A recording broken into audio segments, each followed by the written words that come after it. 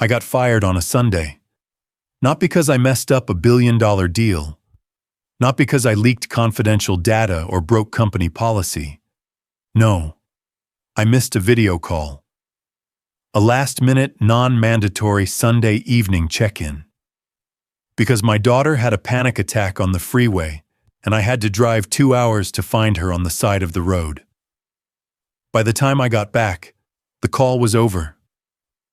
By Monday morning, my name was off the door. The one who fired me? A 28-year-old son of the CEO, privileged, insecure, and itching to prove he could be ruthless.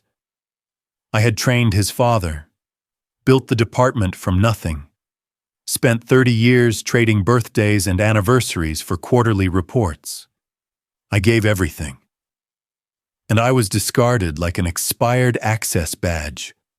My wife left shortly after, said she didn't recognize the man I'd become.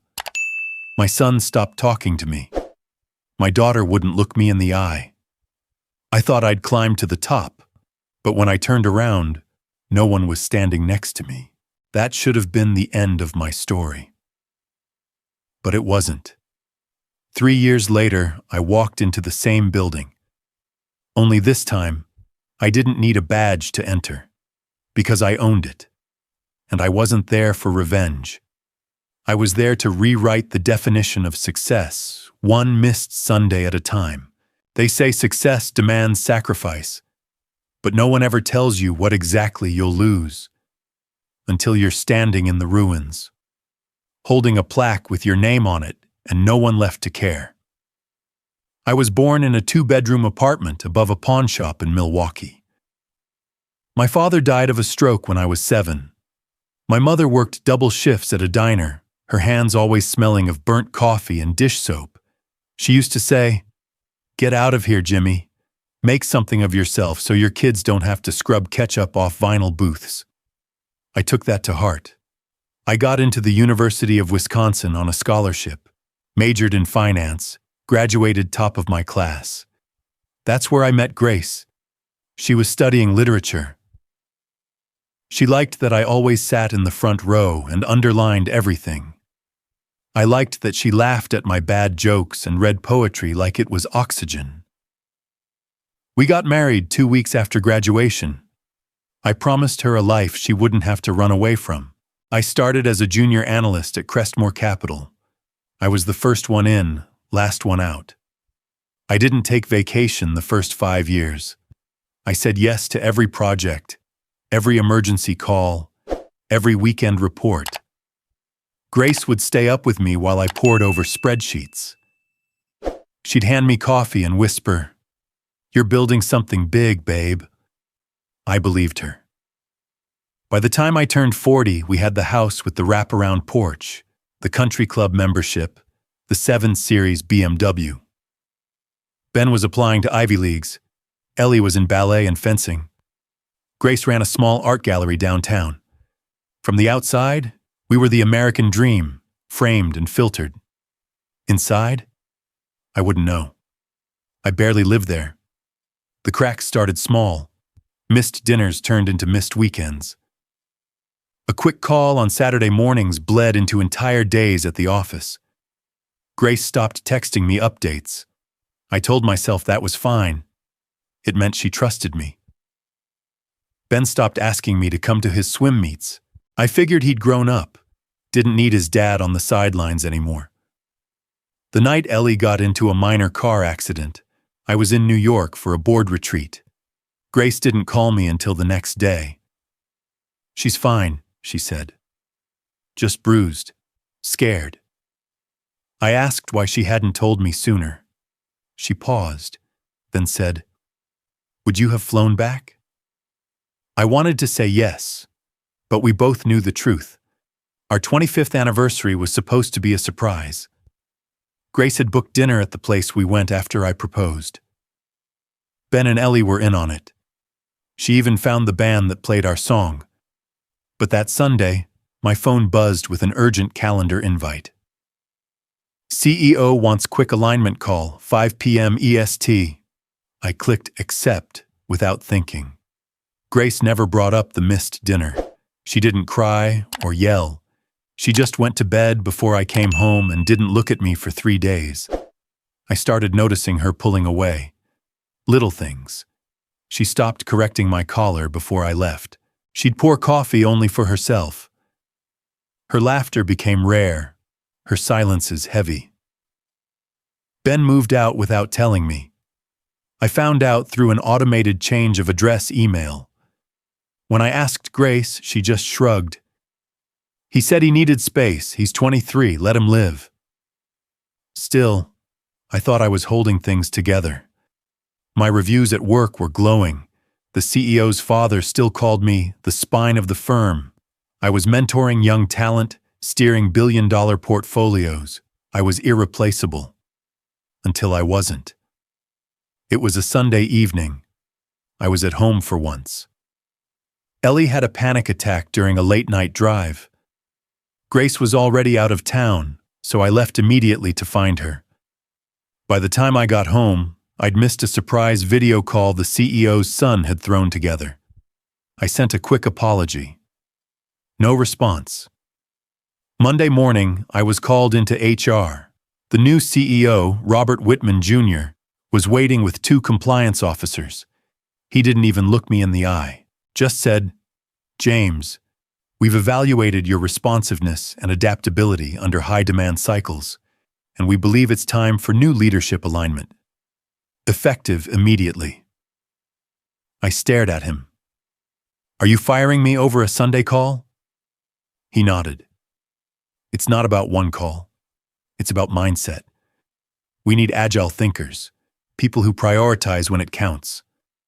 I laughed, not because it was funny, but because I couldn't believe it. 30 years. I had mentored his father, covered for his mistakes when he was an intern, built entire branches, trained regional heads, outlasted 5 mergers. But I was out. No thank you, no handshake. Just a generic email and a locked-out ID badge. I drove home in silence. When I walked in, Grace was sitting at the kitchen table reading. She looked up, eyes searching mine. "Did you finally miss the wrong thing?" I didn't answer. I didn't need to. The silence between us was louder than anything I could have said. The house was too quiet. For the first time in years, I came home before sunset. I walked in expecting tension, maybe even confrontation. Instead, I found emptiness. Grace wasn't there. Her coat wasn't on the hook. Her car was gone. There was no note, no text, no trace of where she might be. I checked my phone twice, then called her, straight to voicemail. Ellie was upstairs. I tapped on her door, soft and hesitant. "It's open," she said flatly. She didn't look up from her laptop. The room smelled faintly of turpentine and acrylic paint. "I'm home early," I said, like it was an achievement. She finally glanced at me, then went back to typing. "You don't have to be." "What do you mean?" "You don't have to pretend. I know you're busy." "I'm not pretending." She didn't respond, just kept clicking her mouse like I wasn't there. "Do you want to grab dinner tonight?" I offered. "No thanks. I'm not hungry." I stood there for a moment, unsure of what else to say. I used to read her bedtime stories. Now I couldn't even offer her a meal. Downstairs, I found Grace's laptop open on the kitchen table. The screen showed an email chain. Subject line: Family Mediation, Next Steps. The sender was a law office. I closed the lid slowly, like it might explode. She hadn't told me. Of course she hadn't. I'd become a stranger in my own home, a ghost that wandered in and out without consequence. Later that night, Ben texted me back after 3 missed calls. One line: "You're a lesson, not a role model." I stared at those words until the screen dimmed. Grace returned 2 days later. She looked rested, tan, her voice calm, detached. "I was with my sister. We needed time away." "You could have told me." I didn't think you'd notice. She poured herself a glass of wine, then sat across from me at the dining table. A quiet beat passed before she slid a folder toward me. Inside were printed calendars, 20 years worth, some marked in red, some highlighted yellow. "What's this?" I asked. She took a sip. "It's a record. Every school event, anniversary, holiday, emergency room visit, and family dinner you missed." I flipped through the pages. The red marks bled like wounds. "I was working—" She raised a hand. "I'm not blaming you. I'm just showing you the cost." Her voice didn't crack. Mine did. I didn't know it added up to this. That's the problem, James. You never counted the things that didn't have a dollar sign. I tried to sleep that night, but my brain kept rewinding. I remembered the time Ben scored the winning goal in a soccer tournament. Grace sent me the video while I was in Tokyo. I watched it on mute between meetings. I remembered Ellie's third-grade play. She played a tree and still begged me to come. I told her trees don't talk, so I wouldn't miss much. I remembered Grace once crying in the laundry room.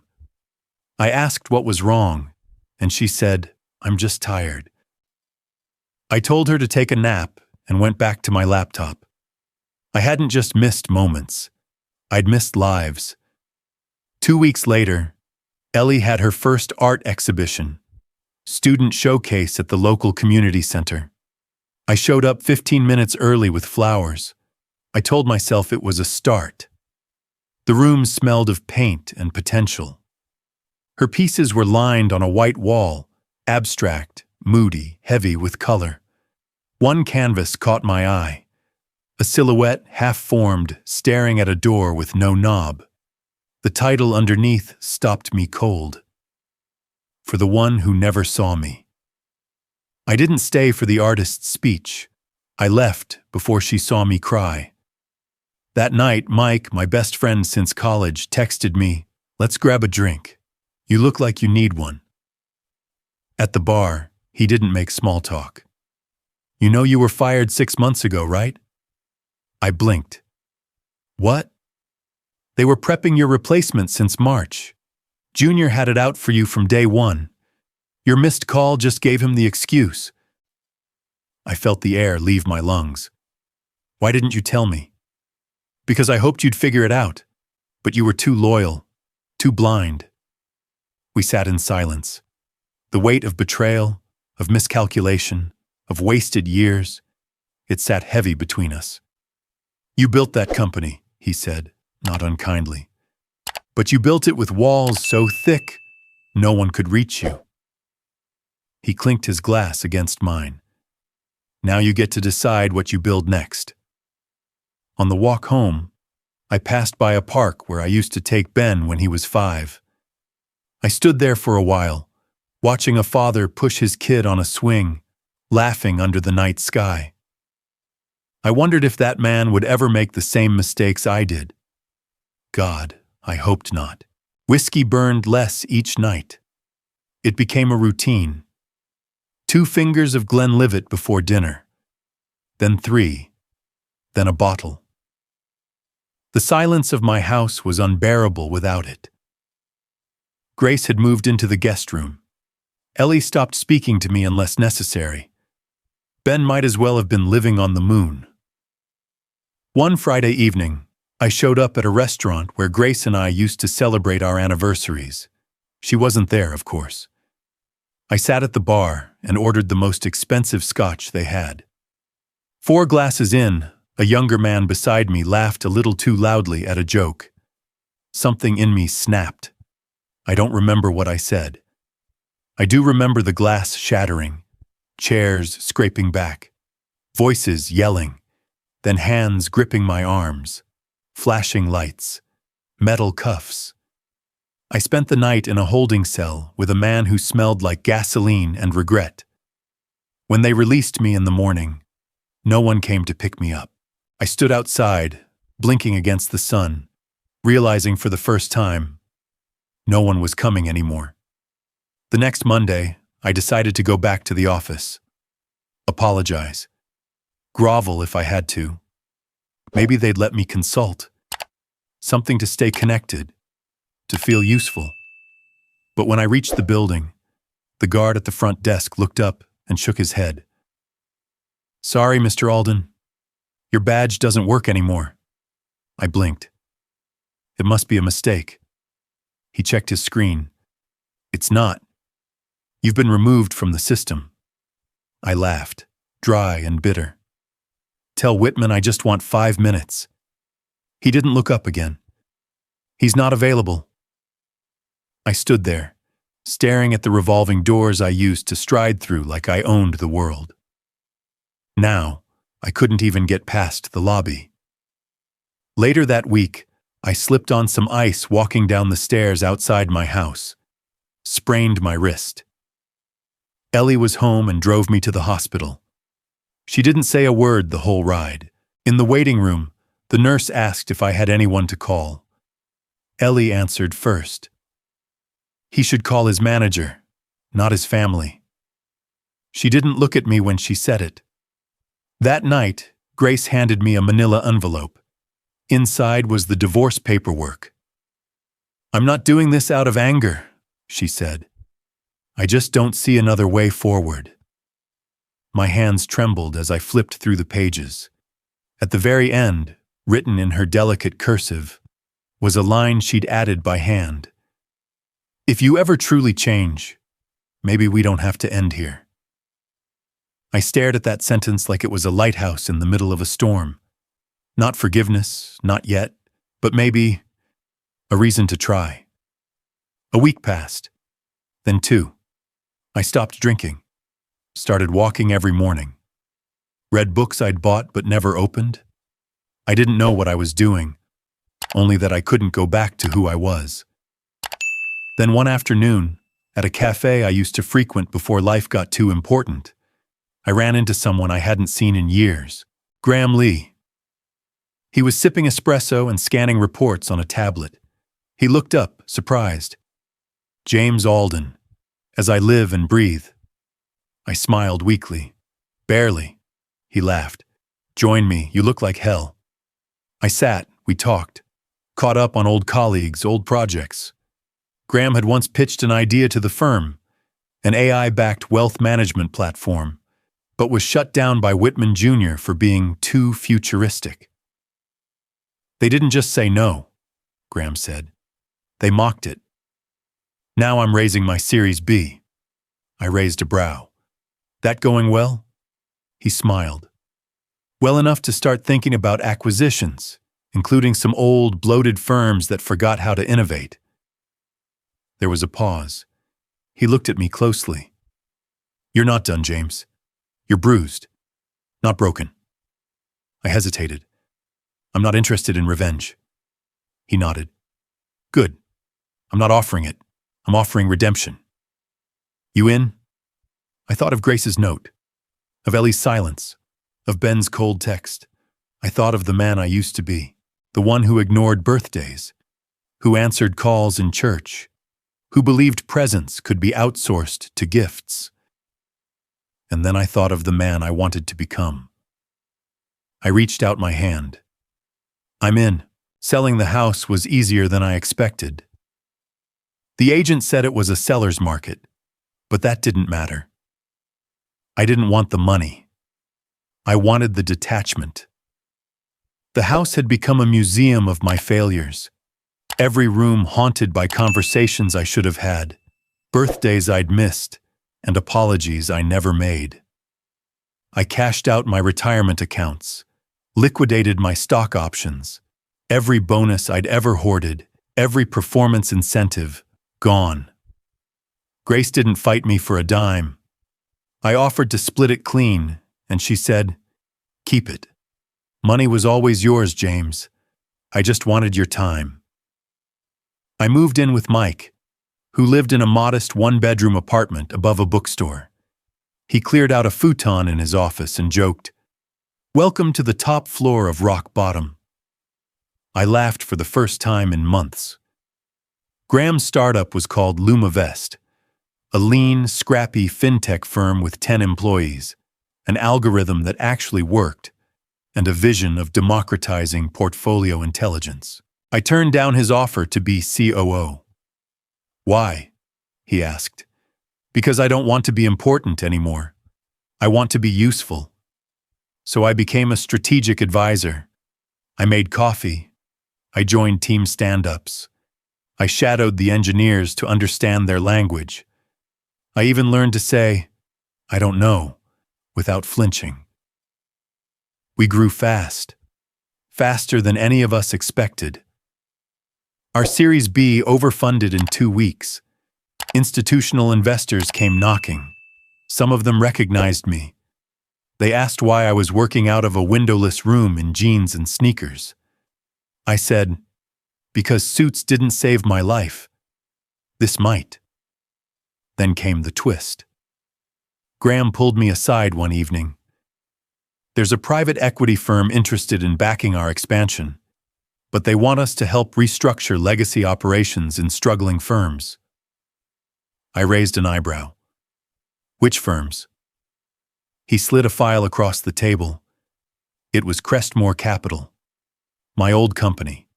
Bleeding cash, losing clients, bloated from the inside out. Whitman Jr. was still at the helm, but his board had begun circling like sharks. I stared at the file, heart thudding. Are we buying them? I asked. Graham nodded. Through a holding entity. Quietly. You'll never have to put your name on anything. And you're okay with that? He smiled. I'm not in this for revenge. I'm in this for impact. But I figured you deserved to know. I sat with the folder in my lap for a long time. The man I used to be would have stormed back in, thrown open doors, demanded heads roll. But the man I was becoming?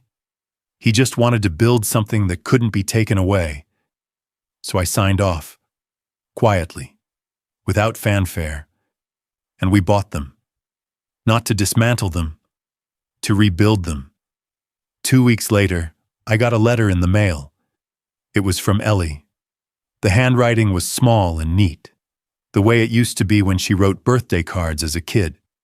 It said, "If you're really changing, maybe I'll paint something new for you, but I need to believe the man I remember is still in there." I sat on the futon for an hour holding that letter. Grace didn't write. She didn't call. But that Saturday, she texted, "Are you free in the afternoon? Ellie wants to visit a gallery downtown." It wasn't much, but it was more than I deserved. Ben was next. His number flashed on my screen at 11:07 p.m., nearly a year to the day since he moved out. I answered, heart racing. There was silence. Then, "Can we meet?" That was it. Just 3 words. But it was the first time in years he didn't sound angry. Back at Lumavest, we held our first all-hands meeting in the new Crestmore building. I was asked to say a few words. I stood on the same floor where I used to bark orders, now looking into the eyes of interns, assistants, team leads. I took a breath and said, "Years ago, I believed showing up to work meant sacrificing everything else. I thought missing dinner meant providing for the future. But I was wrong. Presence is not a luxury, it's the point." Then I outlined our new policies.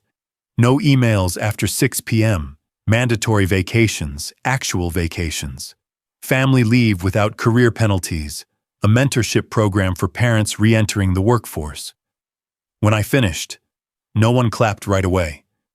Then someone stood, and another, and another. Some wiped their eyes. Others simply nodded.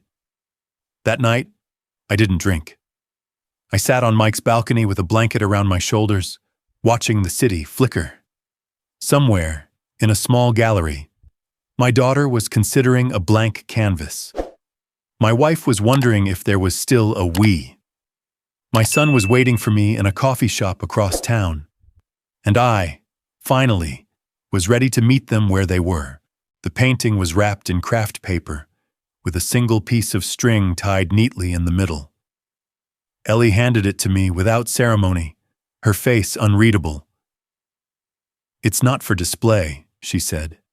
"It's just for you." I opened it slowly. It was a portrait, rough, expressive, with thick brush strokes and muted tones. The central figure sat on a bench, slightly hunched forward, hands folded, eyes not fixed ahead, but turned sideways, toward a small blur of color shaped like a girl.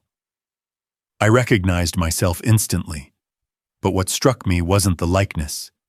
It was the posture. I was listening, not speaking, not moving, just present. I looked up. Ellie wasn't watching me. She was sipping her tea, pretending not to care, but her fingers tapped nervously on the table. "Thank you," I said. She nodded once, not meeting my eyes, but a corner of her mouth lifted just slightly. Later that month, I organized a family camping trip, something we hadn't done since Ben was 12. I picked a site by a lake, booked the cabins, even borrowed fishing gear I didn't know how to use. Ben arrived first. He brought s'mores ingredients and a Bluetooth speaker. Ellie came with a new sketch pad and a tiny ukulele. Grace arrived last. She looked around the site, took a deep breath, and said, "You remembered I hate tents." "I got you a cabin with indoor plumbing," I said, proud. That night, after the fire had burned low, Ben started strumming a beat on the speaker. Ellie added her ukulele. I hummed along awkwardly. Then Ben handed me a mic. "Your turn, Dad." I hadn't sung in front of anyone in years. My voice cracked on the first note, and everyone laughed. But I kept going. By the second chorus, all three of us were shouting lyrics into the woods. Grace sat a little apart, smiling into the dark. As the stars spread wide overhead, I felt something shift. Not a grand forgiveness, not a dramatic reunion, but something quieter, like soil being turned for new roots. The next morning, Grace handed me a faded photo. Me, her, and baby Ben, sitting on the front porch of our first apartment. I had hair then, a goofy smile. I was holding a diaper bag in one hand and a briefcase in the other. "You used to look at us like we were the whole world," she said. "I want to again," I replied. Back home, something shifted. We didn't say, "Let's move back in together." It just happened.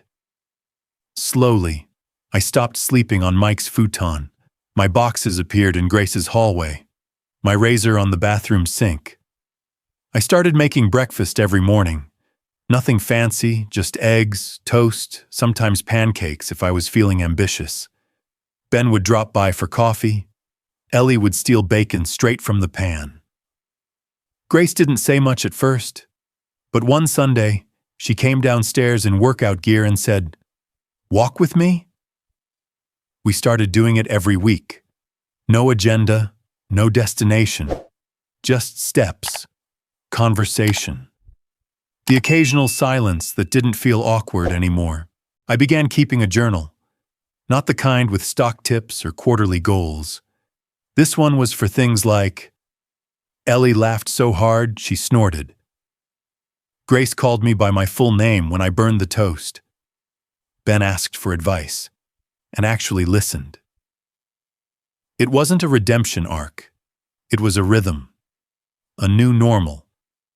Then came the offer. Graham's startup, our startup, was now scaling fast. One of the firms we'd helped turn around was looking for a CEO to lead the merged entity. They offered it to me.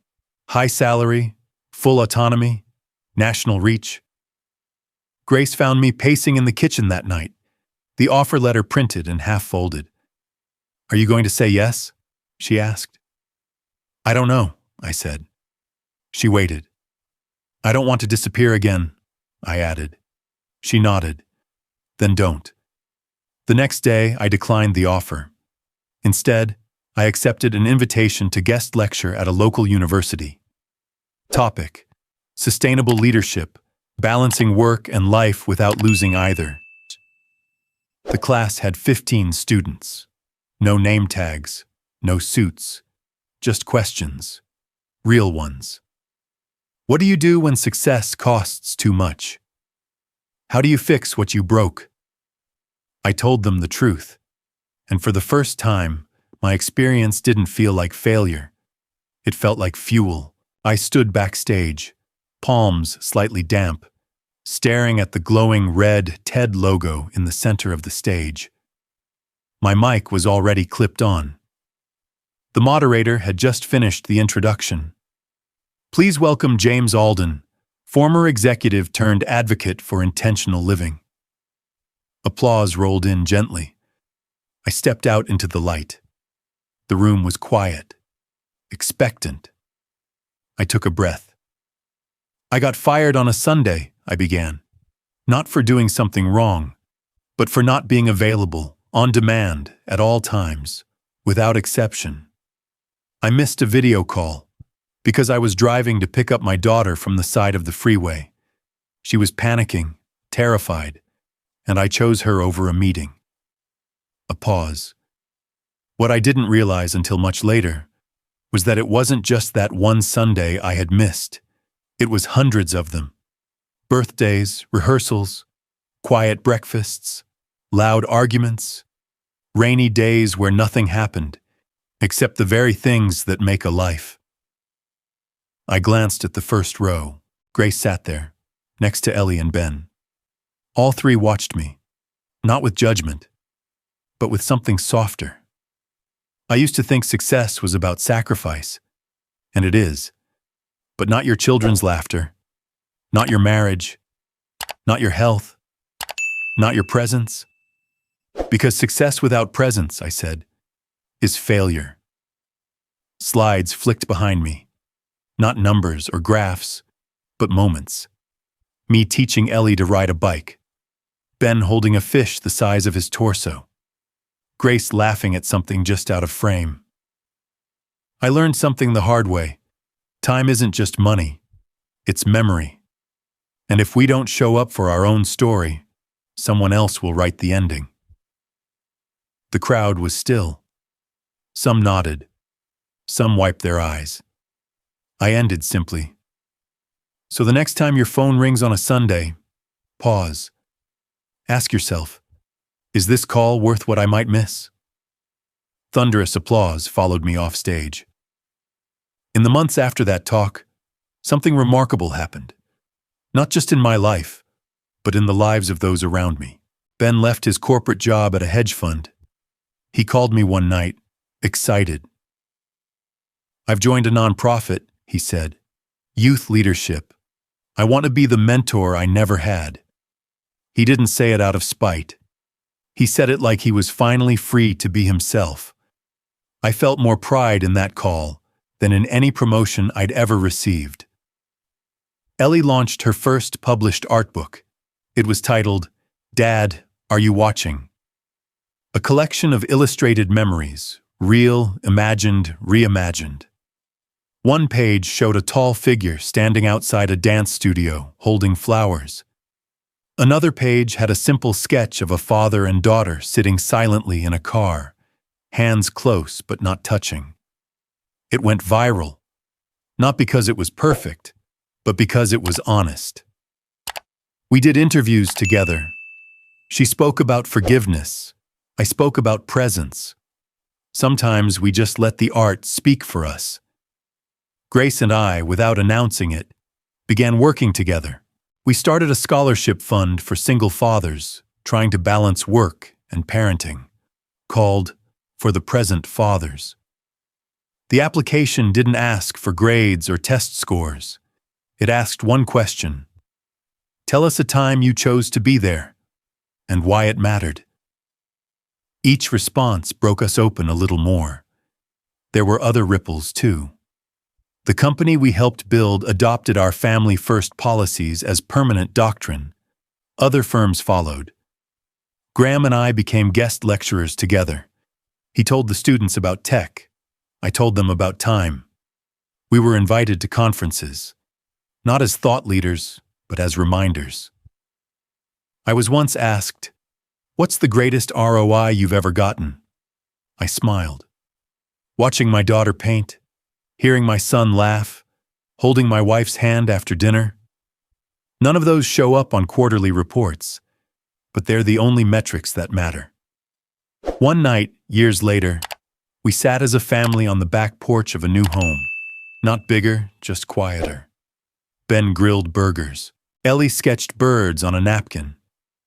Grace leaned her head on my shoulder.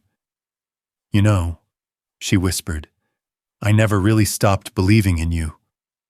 "I stopped believing in me," I said, "but you never let go." She kissed my cheek and said, "That's what love does." I went back inside, sat at my desk, and opened my journal. I'd written in it every day for 5 years. Tonight's entry was short. I used to think legacy was what you left behind, but I was wrong. Legacy is what you build in real time, with the people who love you enough to wait for you to arrive. And below that, I wrote one final sentence. I lost everything to learn that the most valuable things never lived in my inbox.